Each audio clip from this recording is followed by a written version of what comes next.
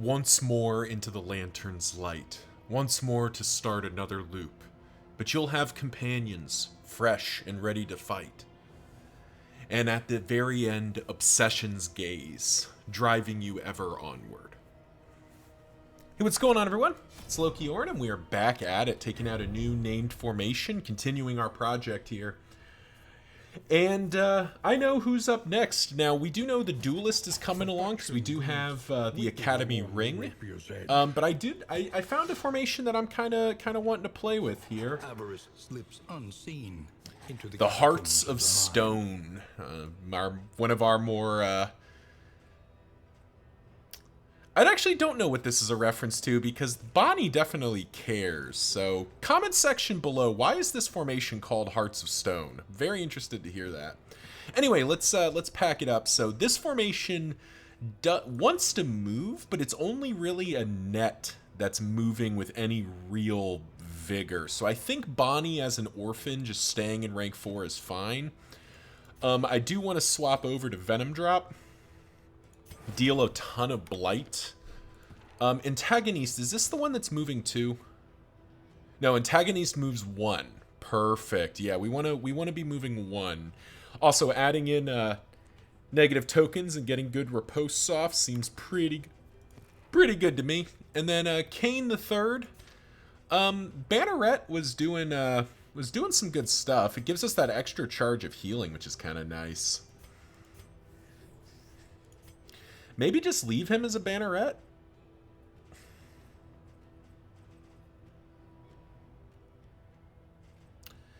Kind of like the idea of just leaving him as a Banneret, actually, or maybe we do a Templar.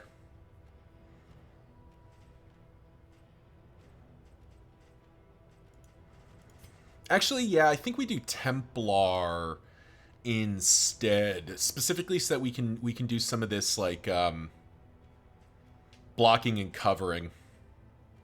Yeah, this feels good. All right, yeah. So Deus Vult. So yeah, this is the formation Hearts of Stone, and we will head out and get riding here. Hope everyone's doing well out there. And for those of you who might be tuning in for the first time, thank you, welcome.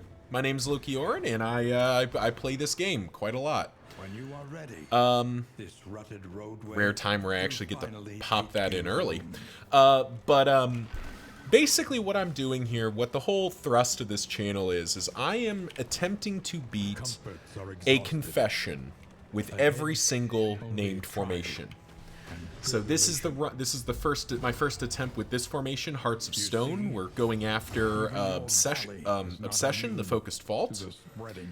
I have definitely forgotten to set up my my characters properly, but nobody worry about it. It's fine. But anyway, so the goal is to beat a confession with every named formation. There are, by my reckoning, 312 named formations that don't involve the bounty hunter. And this is formation number 107. So about a third of the way through. We got a long way to go, but it's what's kept me in this game a long time. So thank you for tuning in, and if there's a particular formation you'd like to see, leave a comment down below. I'm happy to grab onto other do new formations if there's one that people want to see. Also, if you'd like to name a character, if you'd like to join the Wagoneers wild ride, as it were, leave a comment down below, and we'll happily get you involved.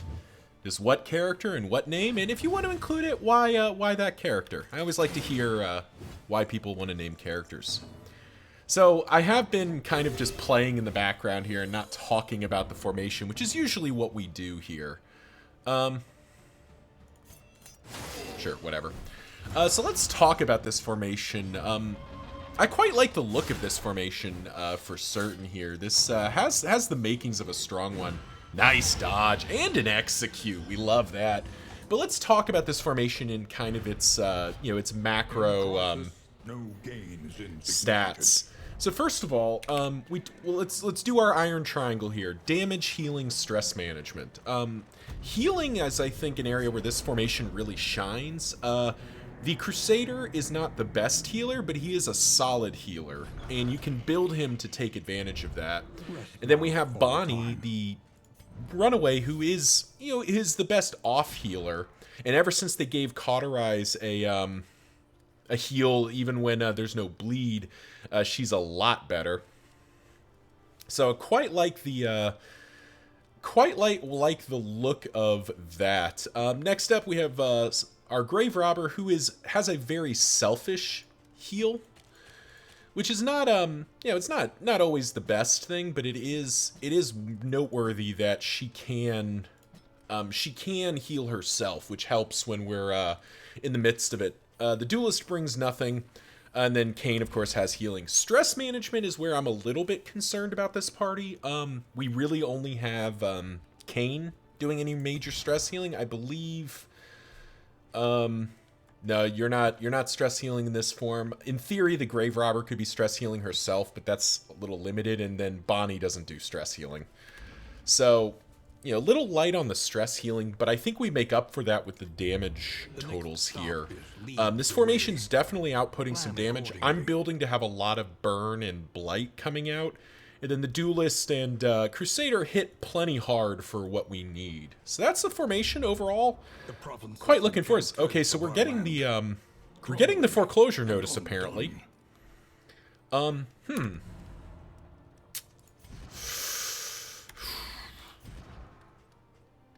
So this formation really doesn't fight the Dreaming General very well. Yeah, it really doesn't, because we don't have a lot of skills. We have a lot of skills that reach back there, but we don't have a lot of skills that hit the Dreaming General and the Vine. So I don't think we're going after the Dreaming General early. I also don't particularly want the foreclosure notice. So I think we're heading to the Sprawl first, because we will do fairly well against the Sprawl, I think. I don't even know if I need Zealous Accusation. I kind of want to have this.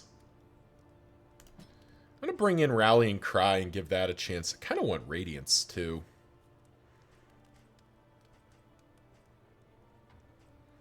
But do I want that over Holy Lance? We'll give this a try. We'll give that a try.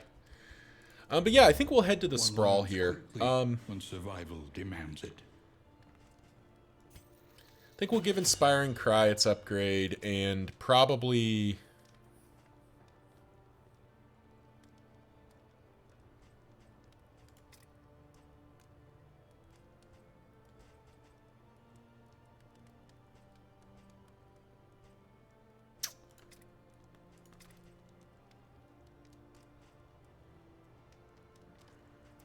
maybe Smokescreen? I'm kind of wondering if it's like Battle Heal or one of the damages. Maybe it's Touche, actually, a way to get into stance quickly. That seems kind of appealing.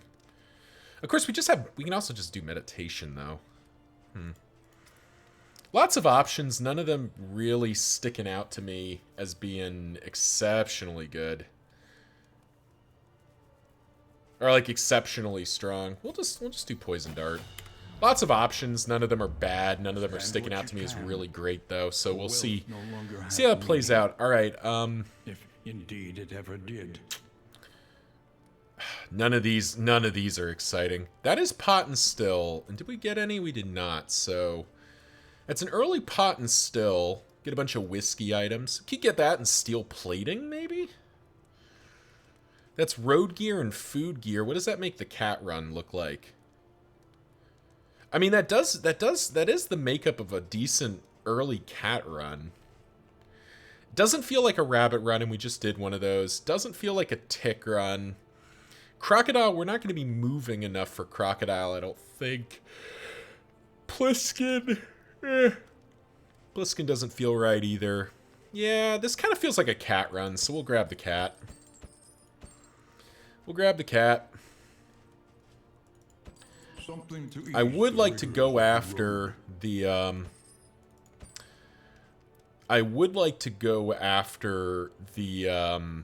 Librarian if we can justify it.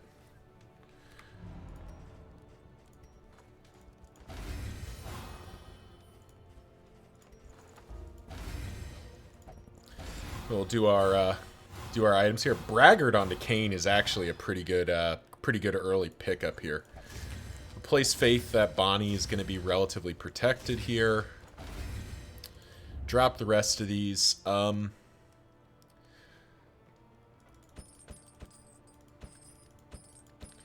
milk-soaked linens feel good. A bit of comfort on the road to damnation. Damn.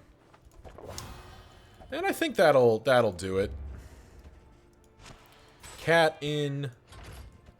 Oh yeah, I forgot we have a. Oh, we already have a road gear. Eh, well, I don't think any of these others. I guess maybe that would have made scouting gear or luxury gear better, but whatever. I forgot about that. That's fine though. Let's go ahead, get some stuff in here.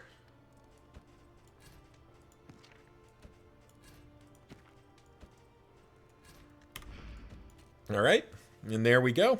I think we're ready to rock. We do have the Idle Thought, but I don't think Idle Thought's the way to go here. Yeah, I don't think so. All right, well, thank you all for watching. This is Hearts of Stone, and we're heading into the Sprawl. See you next time.